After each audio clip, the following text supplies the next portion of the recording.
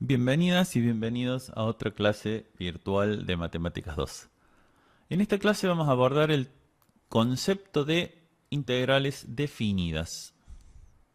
Para acercarnos a ese concepto, primero vamos a empezar con un concepto que es mucho más familiar para todo el mundo. El concepto de área de una figura geométrica.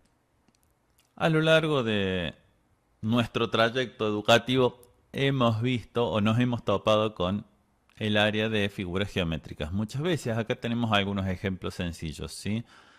Tenemos en el caso de un rectángulo, tenemos que el área es igual a la base por la altura. En el caso de un círculo, tenemos que el área del círculo es igual a pi por el radio al cuadrado. En el caso de un triángulo, bueno, sabemos que es un medio de la base por la altura. Nada muy extraño.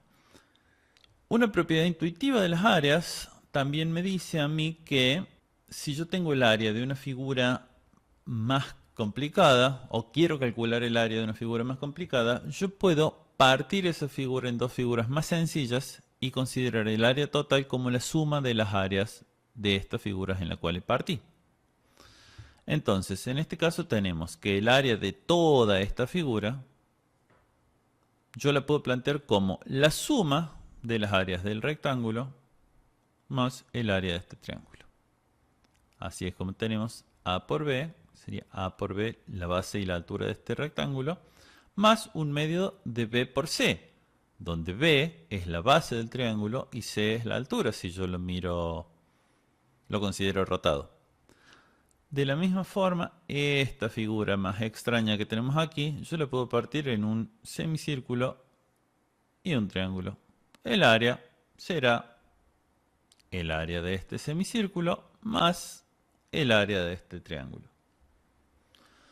No vamos a ahondar en muchos detalles, pero simplemente quería dejar en claro justamente que nosotros podemos encarar el cálculo del área de una figura más complicada subdividiéndola en figuras más sencillas cuyas áreas sabemos calcular.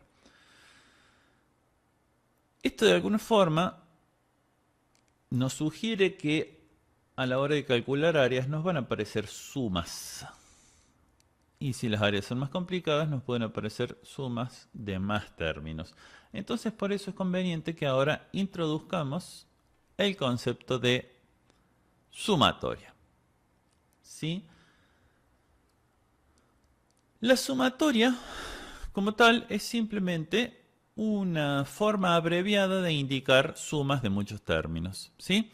Supongamos que tenemos dos números enteros m y n, tal que m sea menor que n, y una serie de números reales que vamos a llamar, bueno, a sub m, a sub m más 1 y así hasta a sub n.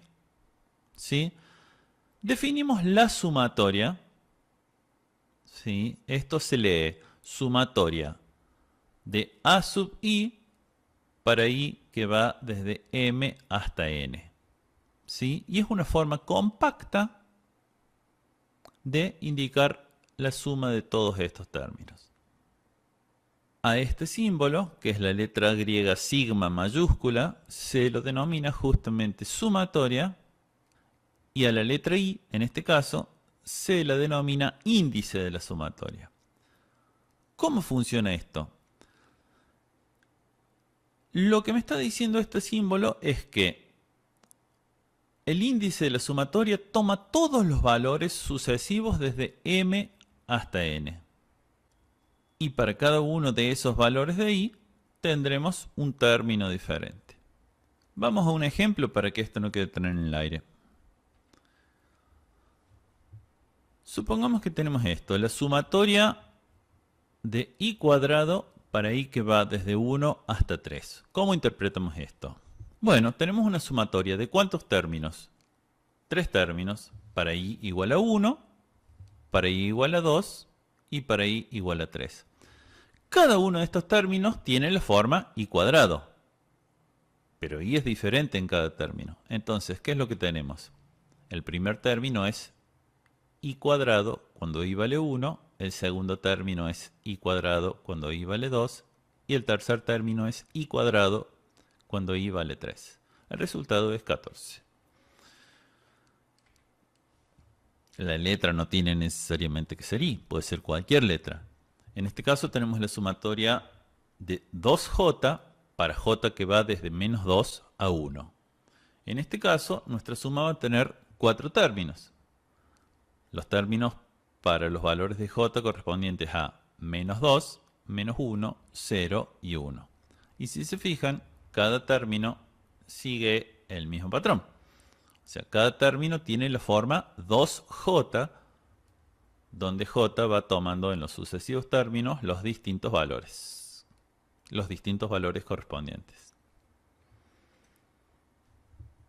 Otro ejemplito un poquito más complicado podría ser una sumatoria para k que va desde 0 hasta 4 de 1 sobre k más 1. La lógica es la misma. Todos los términos tienen la forma 1 sobre k más 1 en el primer término cuando k vale 0, en el segundo término cuando k vale 1 y así sucesivamente. Otra cosa que cabe mencionar es que el resultado de una sumatoria es totalmente independiente de la letra que yo utilicé como índice. Si a esta primera sumatoria la planteara de la misma forma, pero en vez de I yo escribiera J, la expresión es la misma, simplemente cambié la letra que utilicé como índice. El resultado es exactamente el mismo, porque en cada uno de los términos, cuando yo desarrollo la sumatoria, la letra que utilicé como índice no me aparece. Vamos a ver ahora algunas propiedades de las sumatorias. La primera propiedad me dice lo siguiente: si yo tengo una sumatoria donde cada uno de los términos es una constante por el término de la sumatoria, yo esto lo puedo expresar como la constante por la sumatoria de los términos correspondientes. Podemos ver fácilmente de dónde sale esto si desarrollamos los dos miembros de esta igualdad. El primer miembro de la igualdad, por definición de la sumatoria, es esto: c por a sub m más c por a sub m más 1 y así hasta c por a sub n. Algebraicamente, yo acá sé que podría sacar factor común c. Y si saco factor común c, obtengo c como factor de a sub m más a sub m más 1, etc. Ahora, lo que tengo aquí entre paréntesis no es otra cosa que esta expresión que yo tengo acá, lo cual demuestra esta propiedad. Otra propiedad es esta, que me dice que si yo tengo una sumatoria donde cada uno de los términos es la suma o resta de dos números, yo puedo reordenar en la suma o resta de dos sumatorias, en cada una de las cuales tengo los términos correspondientes. A esto lo podemos ver también si desarrollamos ambos miembros de la igualdad. Por ejemplo, este primer miembro lo puedo desarrollar y digo, bueno, tengo a sub m más menos b sub m más segundo término, a sub m más 1 más menos b sub m más 1, etc. A esto yo puedo eliminarle todos los paréntesis y agrupar todos los términos de la forma a sub m más 1, etc. más menos todos los términos de la forma b sub m más 1. Las propiedades de la suma algebraica me permiten hacer esto. Y esto que yo tengo aquí no es otra cosa que el segundo miembro de la igualdad. Estas propiedades nos van a resultar de utilidad a la hora de profundizar en los conceptos que vamos a desarrollar en unos minutos. Ahora vamos a pensar en una figura un poco más general y vamos a tratar de calcular el área. La vamos a enmarcar en un sistema de ejes como para tener alguna referencia. Es más, podríamos ya ir pensando que esto que tenemos por aquí arriba es una cierta función y que queremos calcular esta área determinada por esa función. Primero vamos a aproximarla, vamos a encarar este problema aproximando el área. Tenemos aquí un valor que vamos a llamar m mayúscula, que es el máximo valor que toma esta función que me está delimitando el área. Y tenemos este valor que es m minúscula, que es el menor valor que toma la función que me está definiendo esa área. A partir de esos dos valores, yo puedo definir estos dos rectángulos. ¿Sí? Puedo definir un rectángulo mayor, un rectángulo menor, y puedo calcular el área de esos dos rectángulos. Yo sé que el área del rectángulo es base por altura. Pero aún mirándolos simplemente, yo puedo ver que el área de la figura que yo estoy buscando calcular es mayor que el área del rectángulo más chico y es menor que el área del rectángulo más grande. Esto lo simbolizo de esta forma. Si con S minúscula yo simbolizo el área del rectángulo más chico, digo que el área del rectángulo más chico es menor o igual que el área de la figura que quiero calcular y eso es menor o igual que el área del rectángulo más grande. No conozco el valor del área, pero por lo menos sé que está encerrada entre esas dos áreas que yo sí conozco. ¿Y cómo es que las conozco? Porque las puedo calcular. Efectivamente, el área del rectángulo más chico es base por altura. La base es la longitud que hay entre A y B, y eso lo calculo como B menos A. Y la altura no es otra cosa que este valor M chico. Lo mismo ocurre con el área del rectángulo más grande. Ahora bien, es una primera aproximación al cálculo del área de esta figura, pero es muy burda. Entonces, ¿qué pasaría si yo al área de la figura la divido en dos? Está clarísimo que el área de la figura grande, que es el área que yo quería calcular inicialmente, es igual a la suma de las áreas de estas dos figuras. Del área de esta figura más el área de esta figura. Entonces tengo esta igualdad que está aquí abajo. Ahora bien, para cada una de esas dos figuras, yo puedo hacer el mismo planteo que hice recién.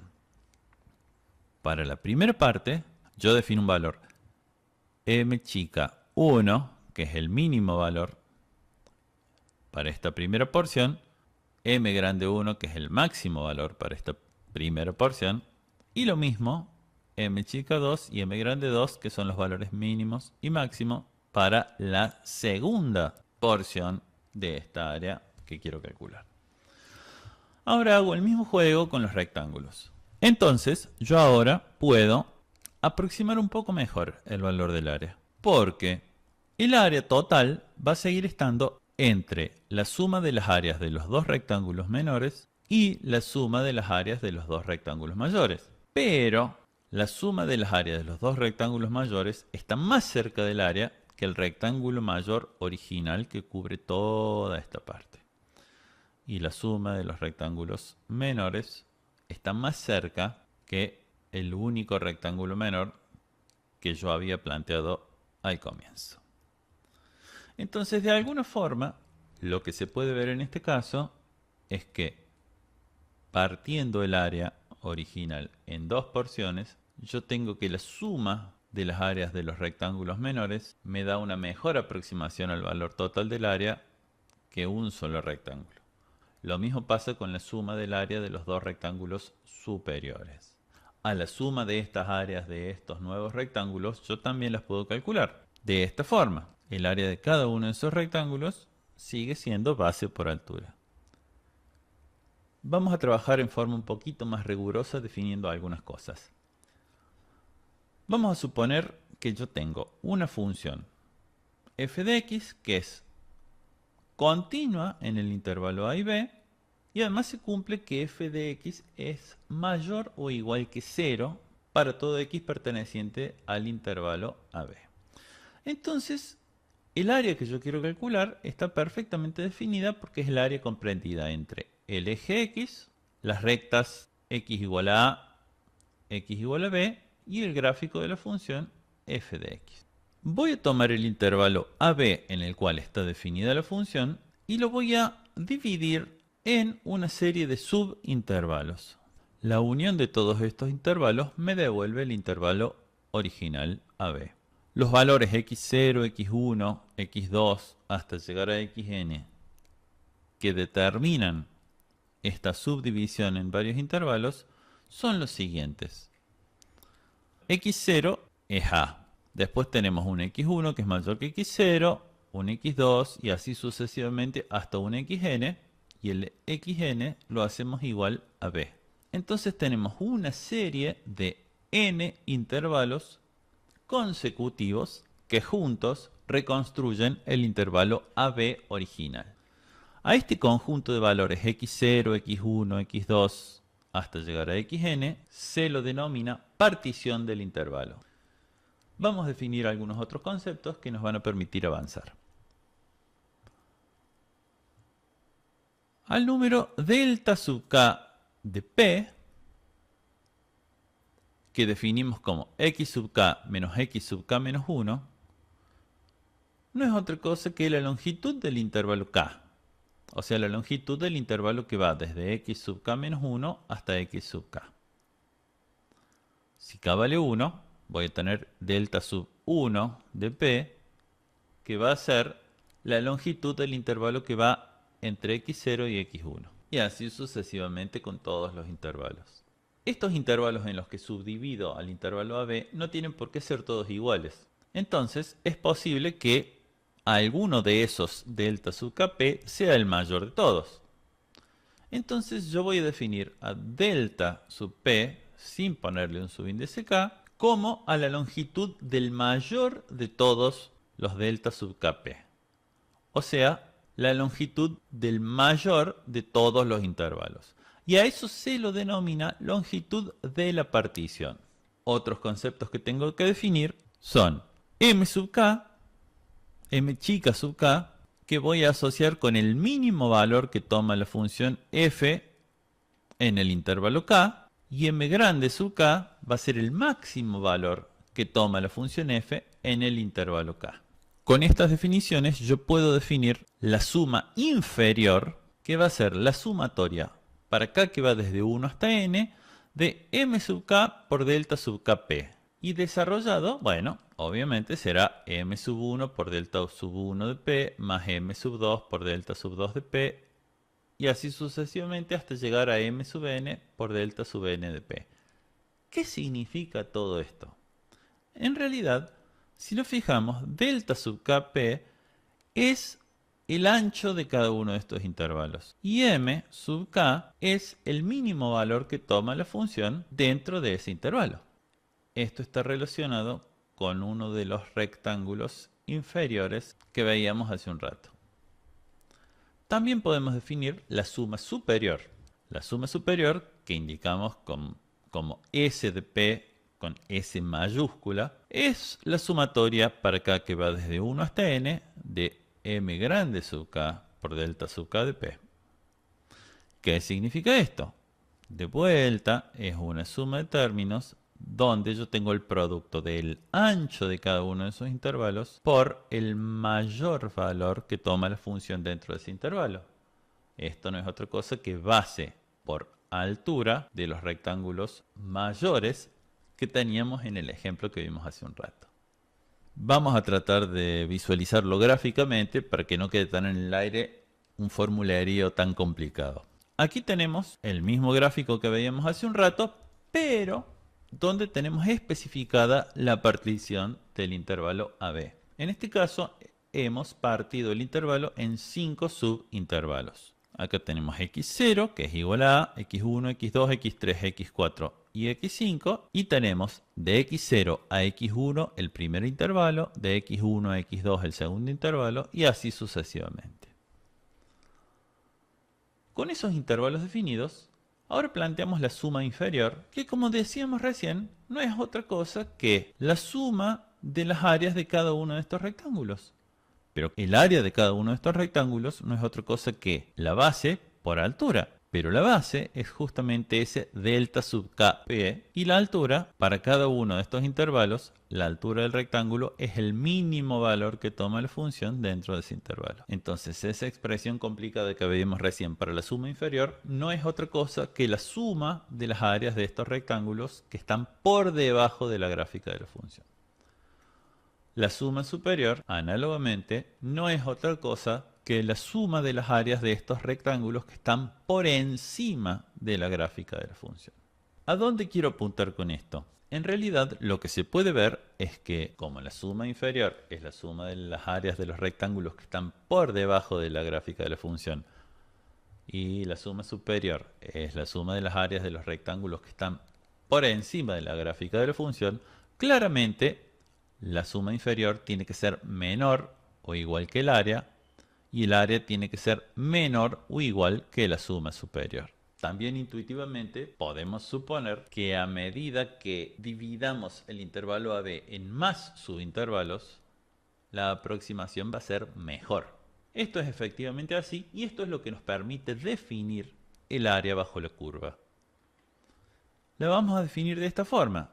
El área es igual al límite cuando la longitud de la partición tiende a 0 de la suma inferior.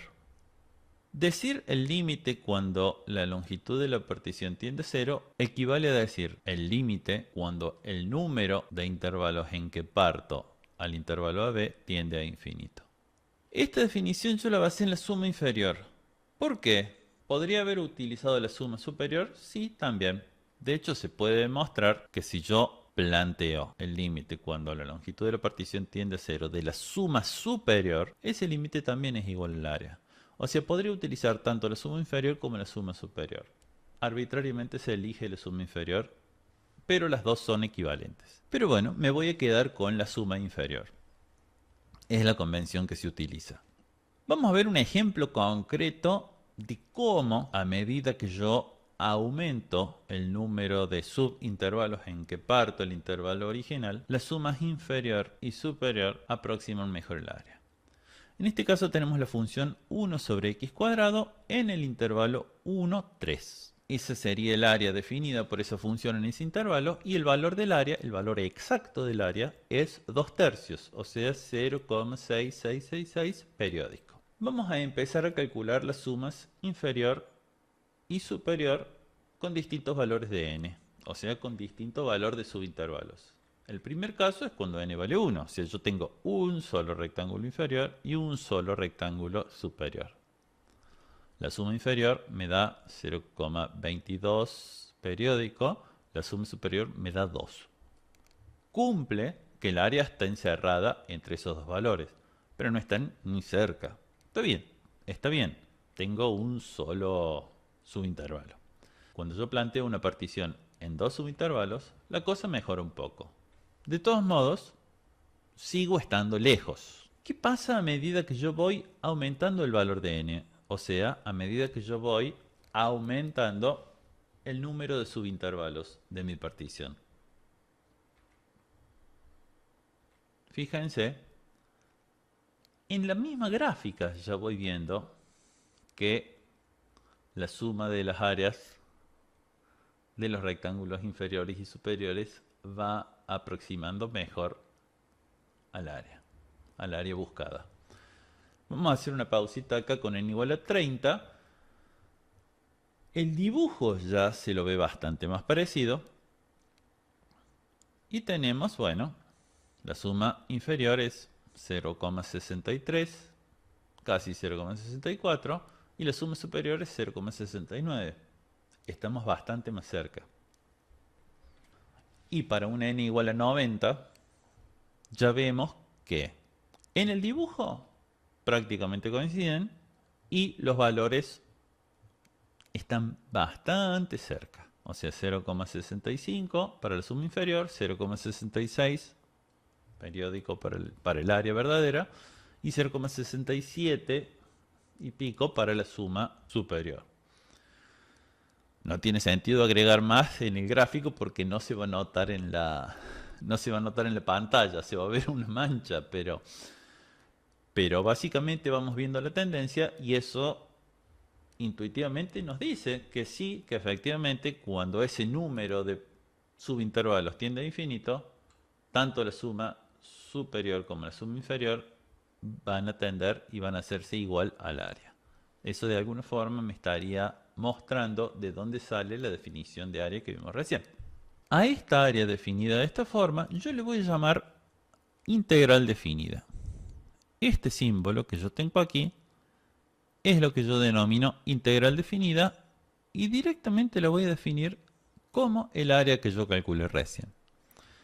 Esto se lee como integral definida de f entre a y b o integral de f en el intervalo a, b.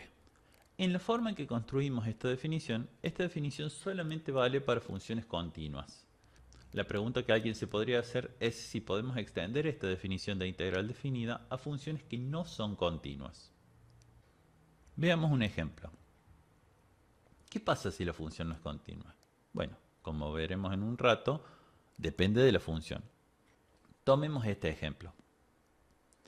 Esta función, así como está definida, en el intervalo 1, 6 presenta dos discontinuidades. ¿Se puede calcular el área bajo la curva? Bueno, el gráfico de esta función en ese intervalo es este.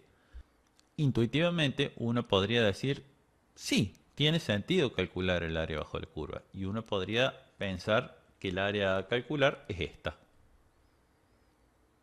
Ahora bien, esto es un juego intuitivo si se quiere. Si queremos calcular realmente la integral definida de una función que no es continua, tenemos que formalizar algunas cosas. Vamos a ir a las siguientes definiciones. Decimos que una función f es acotada superiormente en el intervalo AB si existe un número b, que llamamos cota superior, tal que la función sea menor o igual que b para todo x en el intervalo AB. También decimos que f es acotada inferiormente en el intervalo AB si existe un número c, que vamos a llamar cota inferior, tal que c es menor que la función para todo valor de x perteneciente al intervalo AB. Y si una función es acotada superiormente y acotada inferiormente, se dice que es acotada, a secas. Volvemos a la función de recién. Esta es una función acotada. ¿Cómo lo podemos ver? Y, por ejemplo, podemos ver que el número 0,5 es una cota inferior de la función y el número 4,5 es una cota superior de la función. El número 0,5 es una cota inferior porque es menor o igual que todos los valores de la función en ese intervalo. El número 4,5 es una cota superior porque es mayor o igual que todos los valores de la función en ese intervalo. Por ende, esta función es una función acotada. Otra cosa que podemos ver es que las cotas inferiores y superiores no son únicas. Por ejemplo, para la misma función, yo podría elegir otro par de cotas. Por ejemplo, estas. El número 0,8 también es una cota inferior de la función porque es menor o igual que todos los valores de la función en ese intervalo. El número 4,2 es una cota superior también porque es mayor o igual que todos los valores de la función. Ahora bien, si bien existen infinitas cotas inferiores, hay una de ellas que va a ser la mayor posible. Y si bien existen infinitas cotas superiores, va a haber una de ellas que sea la menor posible. Esto es lo que tenemos aquí. Para esta función, el valor 1 es una cota inferior porque 1 es menor o igual que la función para todos los valores de la función en el intervalo, pero es la mayor de todas las cotas inferiores. Lo mismo pasa con 4. 4 es una cota superior porque es mayor o igual que la función en todo el intervalo, pero es el menor valor entre todos los valores de las cotas superiores. Entonces, sabiendo que en una función acotada existe una cota inferior que es la máxima de todas y una cota superior que es la mínima de todas, entonces podemos extender la definición a funciones acotadas. Si tenemos una función acotada donde el número de discontinuidades es finito, tenemos la siguiente definición para la integral definida de una función que cumple con esas características. Ahora, si yo miro, es exactamente igual a la definición que di hace un rato para funciones continuas. ¿Cuál es la diferencia? La diferencia es que ahora este m chico sub k no se refiere al mínimo valor de la función en cada intervalo, sino a la mayor de las cotas inferiores de la función en cada intervalo. Con esto hemos extendido la definición de integral definida a funciones no continuas siempre que cumplan con la condición de ser acotadas y que el número de discontinuidades no sea infinito. Un par de observaciones respecto de las integrales definidas. Una integral definida es un número y una integral indefinida es un conjunto de funciones. Otra cosa que podemos puntualizar es que si yo tengo la integral entre a y b de f de x por diferencial de x, va a ser igual a la integral entre a y b de f de t por diferencial de t, va a ser igual a la integral entre a y b de f de z por diferencial de z, y así sucesivamente. La integral definida es un número.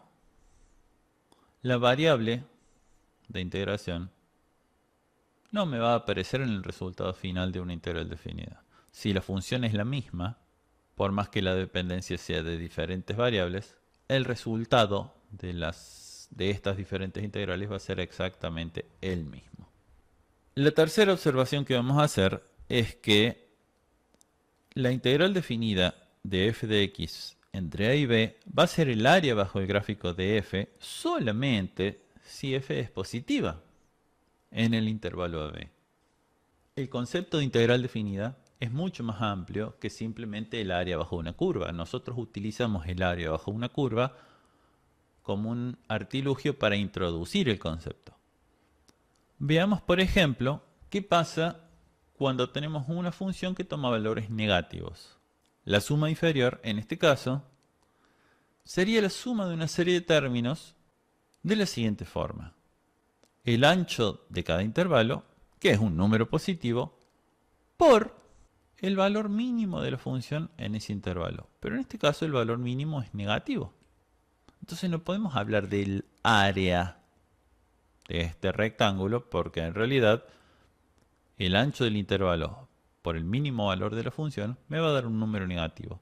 Entonces voy a tener una serie de números negativos para cada uno de los términos de la suma inferior y el resultado final de la integral definida cuando yo tome el límite para calcular esa integral definida me va a dar un número negativo si la función toma valores negativos en el intervalo.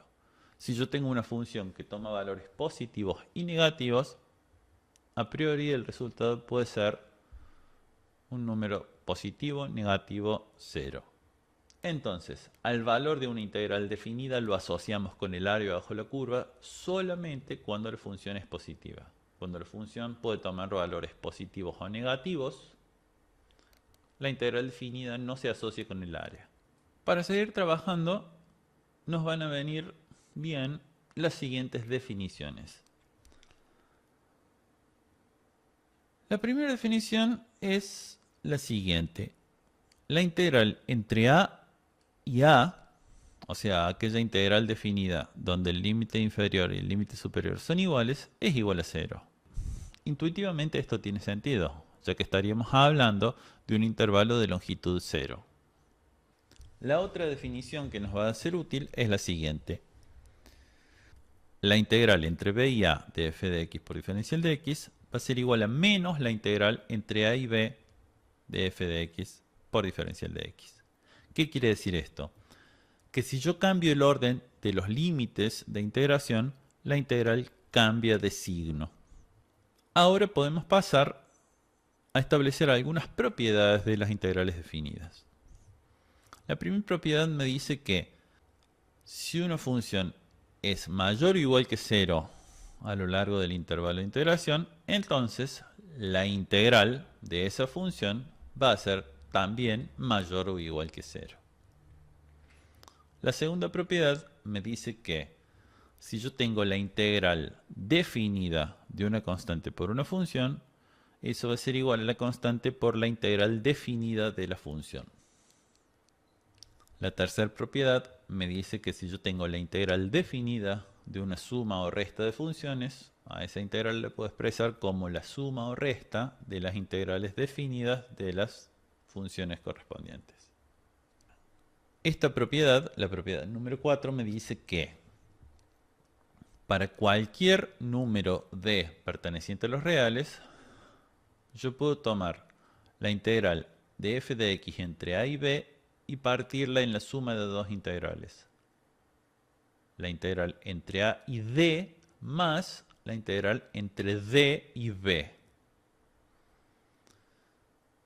Contrario a lo que se podría pensar intuitivamente, el número d no tiene por qué estar ubicado entre a y b.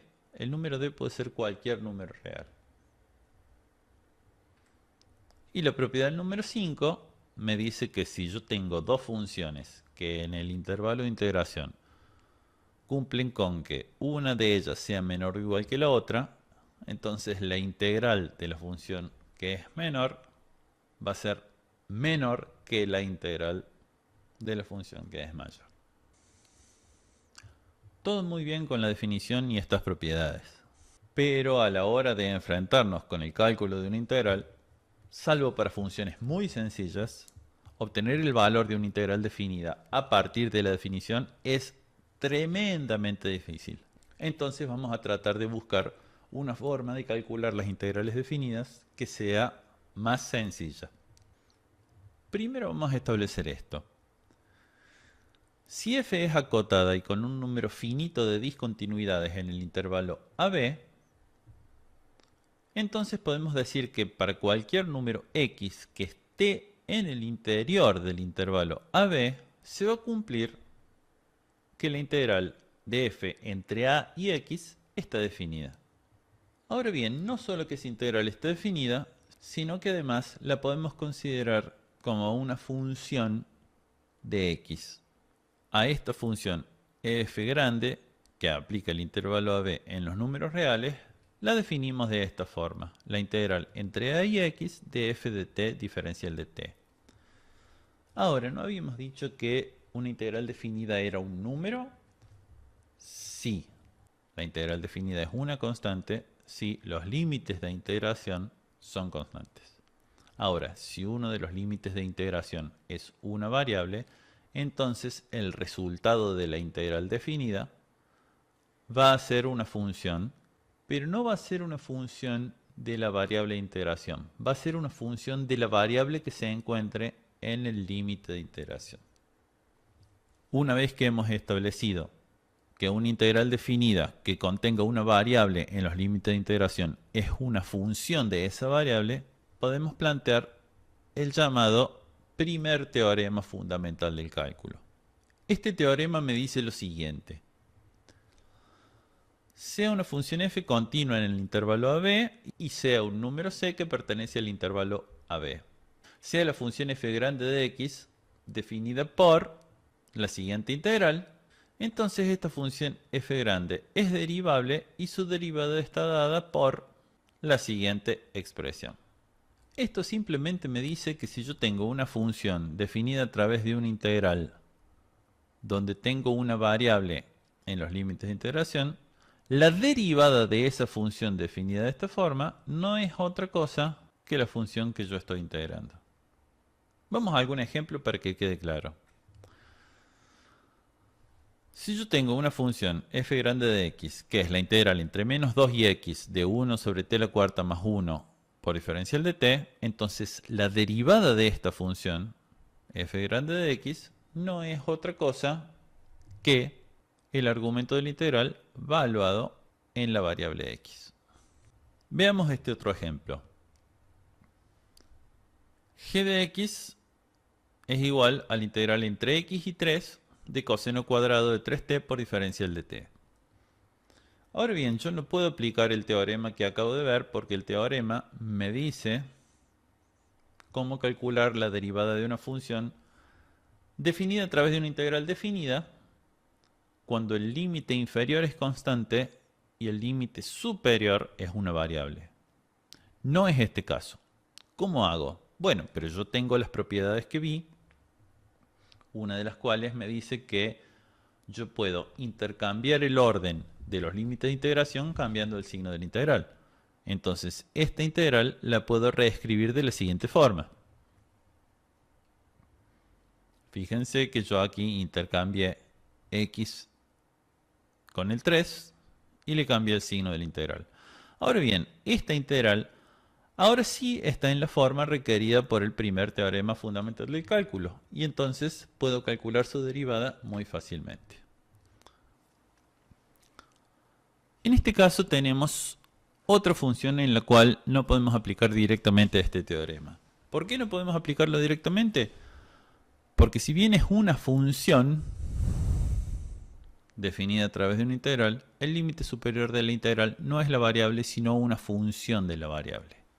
Este sería un caso particular de un caso general que podemos plantear así.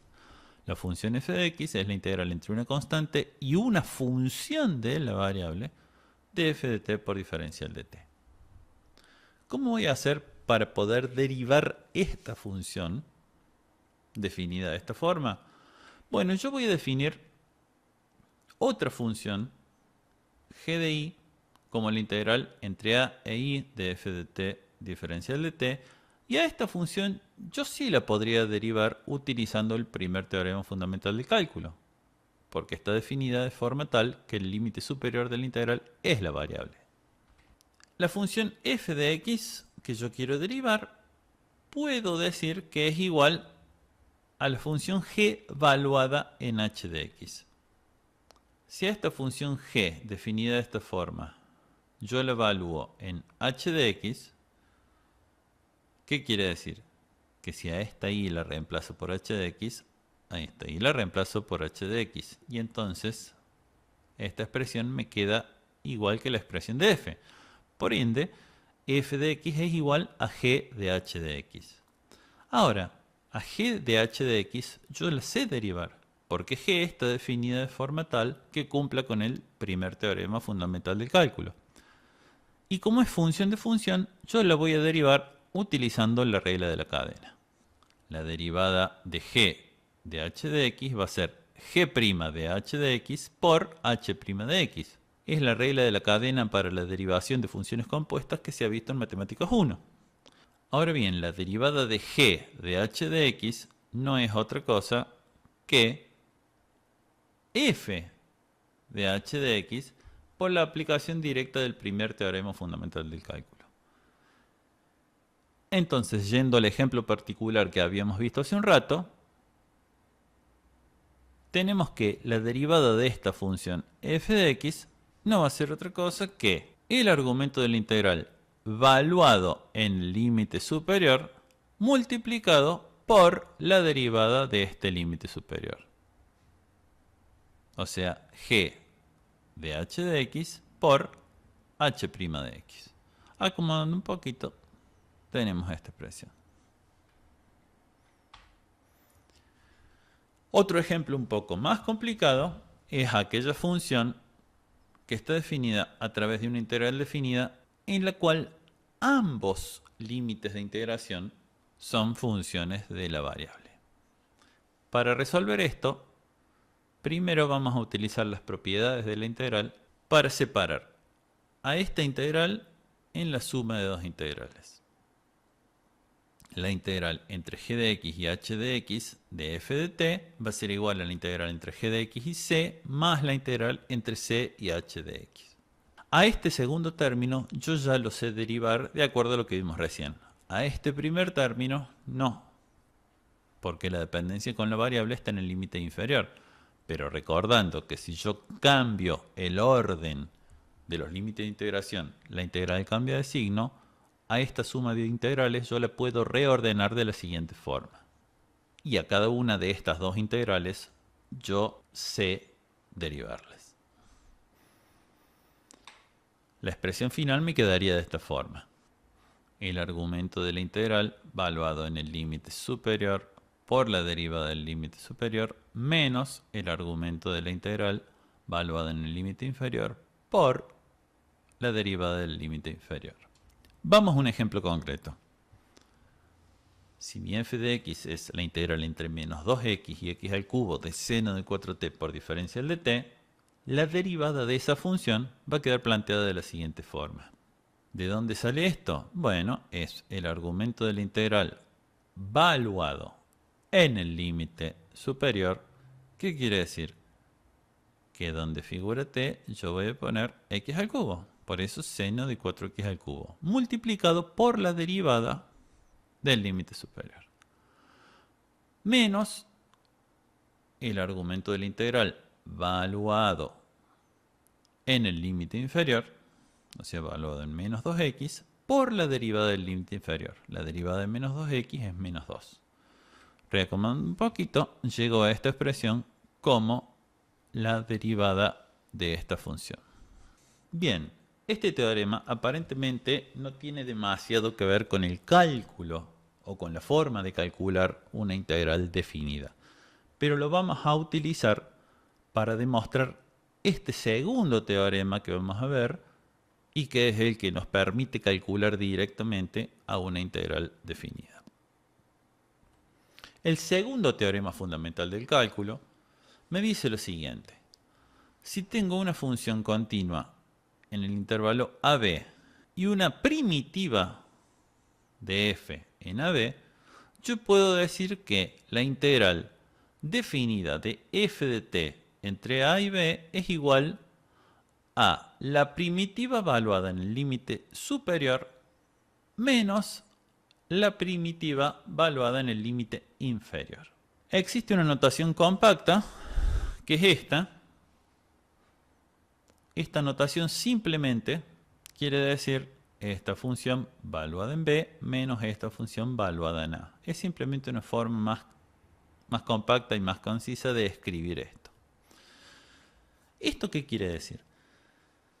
Que para calcular una integral definida, yo lo único que tengo que hacer es encontrar una primitiva de la función que estoy integrando y evaluarla en los límites superior e inferior de la integral y restar esos dos valores para obtener el valor de la integral definida.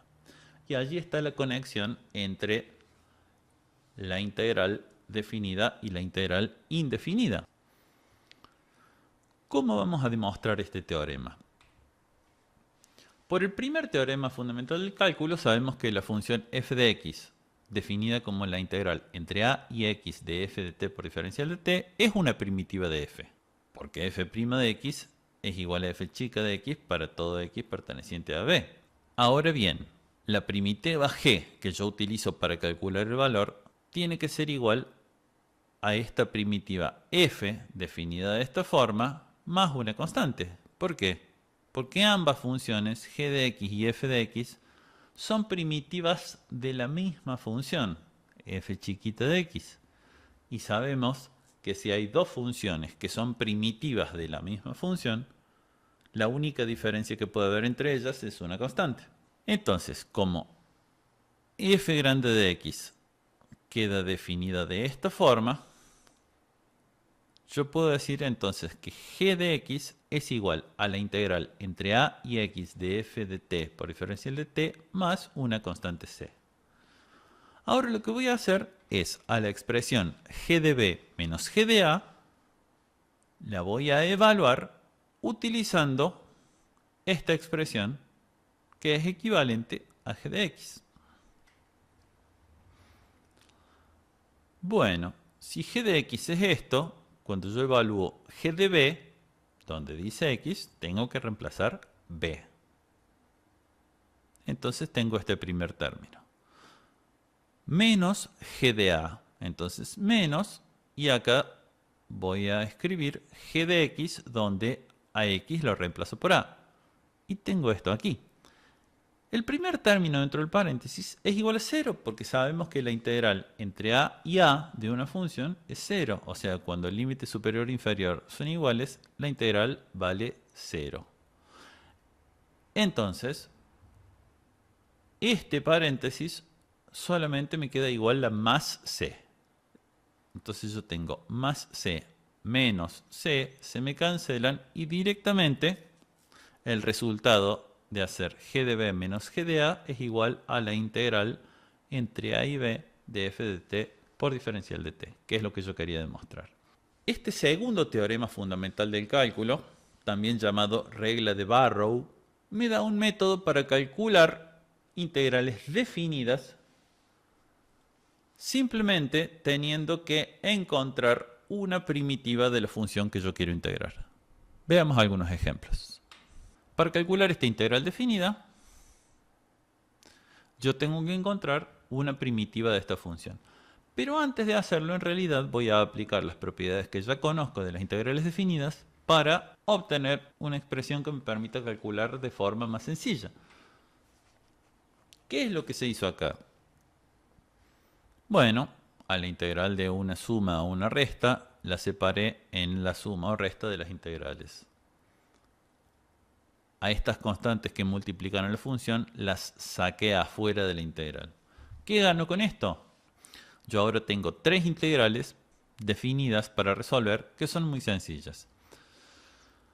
Para resolver cada una de estas integrales definidas yo tengo que encontrar una primitiva de las funciones que estoy integrando. Y las tengo que evaluar en los límites inferior y superior de la integral. Una primitiva de x al cubo es x a la cuarta sobre 4. Una primitiva de x cuadrado es x al cubo sobre 3. Y una primitiva de 1 es x. ¿Por qué no me aparece la constante de integración? Porque en realidad hemos dicho que para calcular integrales definidas yo necesito una primitiva. Cuando calculo una integral indefinida tengo infinitas primitivas y esas infinitas primitivas están de alguna forma indicadas por esta constante indeterminada. Como yo necesito una primitiva en particular, voy a utilizar la que me convenga, cualquiera me sirve. Entonces por conveniencia siempre voy a utilizar aquella primitiva que tiene c igual a 0. Por eso no me aparece la constante c aquí. Resolviendo un poquito más, ¿qué vamos a tener? Voy a tener dos veces x a la cuarta sobre 4 valuado en 1 menos x a la cuarta sobre 4 valuado en menos 1. Menos 7 por x al cubo sobre 3 valuado entre menos 1 y 1. ¿Qué significa? X al cubo sobre 3 valuado en 1 menos x al cubo sobre 3 valuado en menos 1. Más x valuado entre menos 1 y 1. ¿Qué significa eso? X valuado en 1 menos x valuado en menos 1. Acomodando un poco los números, llego a que el resultado de esta integral definida es 8 tercios. Menos 8 tercios, perdón. Aquí tenemos otro ejemplo. Este ejemplo es un poquito más complicado porque no hay una forma de obtener una primitiva en forma directa. Pero a una primitiva de esta función que queremos integrar la podemos obtener por el método de sustitución que se vio en la clase pasada. La sustitución que plantearíamos sería u igual a 2x cuadrado más 1. Con lo cual diferencial de u es igual a 4x por diferencial de x. Con esto podemos plantear la integral indefinida asociada y decimos que la integral de x por raíz de 2x más 1 por diferencial de x, aplicando esta sustitución, es igual a un cuarto de la integral de raíz de u por diferencial de u. Esto es igual a un cuarto de u a la 3 medio sobre 3 medio más c. Estamos calculando la integral indefinida. Simplificando un poquito y reemplazando para obtener en función de la variable original, yo tengo esto como resultado de la integral indefinida. Ahora bien, como yo necesito solamente una antiderivada, voy a utilizar la antiderivada que tiene c igual a 0. Con esta antiderivada planteo la integral definida. Esta integral definida va a ser la antiderivada que yo encontré valuada entre 0 y 2. Esto quiere decir que es un sexto multiplicado por 2x cuadrado más 1 a la 3 medios valuado en 2 menos 2x cuadrado más 1 a la 3 medios valuado en 0. Este primer término es 9 a la 3 medios, que es 27, menos 1, 26. Un sexto de 26 es 13 tercios. Y ese es el resultado de mi integral definida. Fíjense qué hicimos acá. Tenemos la integral definida, calculamos la integral indefinida asociada por el método de sustitución para encontrar una primitiva y después evaluamos la primitiva en los límites inferior y superior para obtener el valor de la integral definida. Esta es una forma de encarar las integrales definidas que se resuelven por sustitución. La otra forma es la siguiente. Directamente vamos a trabajar con la integral definida por sustitución. Si recordamos, después de plantear la sustitución, teníamos la integral de raíz de u por diferencial de u. Entonces yo directamente la reescribo como una integral definida en función de la variable sustituida. ¿Por qué aquí escribo u de 0 y u de 2? ¿Por qué no escribo la integral entre 0 y 2? No, porque 0 y 2 son valores de x. Si yo cambio de variable, los límites de integración también me van a cambiar. Ahora bien, recordemos que u es 2x cuadrado más 1. Entonces, cuando x vale 0, u, ¿cuánto vale? Si reemplazamos x igual a 0 en la expresión para u, tenemos que u de 0 vale 1. Y cuando x vale 2, u vale 9. U de 2 vale 9. Estos son los nuevos límites de integración con esta nueva variable. ¿Qué gano con esto? Ahora, lo que gano con esto es tener esta expresión. Esta expresión ya es directamente una integral definida en términos de la nueva variable que yo puedo resolver directamente, olvidándome de que esta expresión proviene de una sustitución. ¿Cómo resuelvo? Resuelvo la integral, obtengo una primitiva de raíz de u, que es u a la 3 medios sobre 3 medios, valuada entre 1 y 9. Simplificando un poco las constantes, me queda un sexto de 9 a la 3 medios menos 1 a la 3 medios, que es igual a un sexto de 26, igual a 13 tercios. Como verán, el valor es el mismo. Claramente es el mismo si la integral es la misma. ¿Cuál es la ventaja de hacerlo de esta forma? Que yo no tengo que volver a la variable original, sino que directamente resuelvo la integral definida en términos de la nueva variable. ¿Es obligatorio hacerlo así? No, cada uno lo hace de la forma en que le resulte más sencillo. Simplemente estoy planteando dos formas de resolver la misma integral. Como último ejemplo podemos ver este. ¿Qué pasa si tenemos una función definida a trozos como esta? Hemos visto funciones de este estilo en Matemáticas 1, sobre todo cuando calculábamos límites y continuidad. Esta función se comporta como x cuadrado menos 1 si x es menor que 2 y se comporta como 2x más 1 si x es mayor o igual que 2. En este caso particular es una función que es discontinua. Ahora bien, si yo tuviese que calcular la integral de esa función entre 0 y 3, ¿cómo hago? Bueno, el punto donde cambia el comportamiento de la función, que es x igual a 2, está en el interior de este intervalo. Las propiedades que yo he visto de la integral definida me permiten hacer esto. A esta integral la parto a la integral entre 0 y 3 de f de x, la parto en la suma de la integral entre 0 y 2 de f de x más la integral entre 2 y 3. Eso es perfectamente válido, ya he visto una propiedad que me permite justificar esto. Ahora bien, ¿qué gano con esto? Esta primera integral es la integral de f de x entre 0 y 2. Pero entre 0 y 2, f de x es igual a x cuadrado menos 1.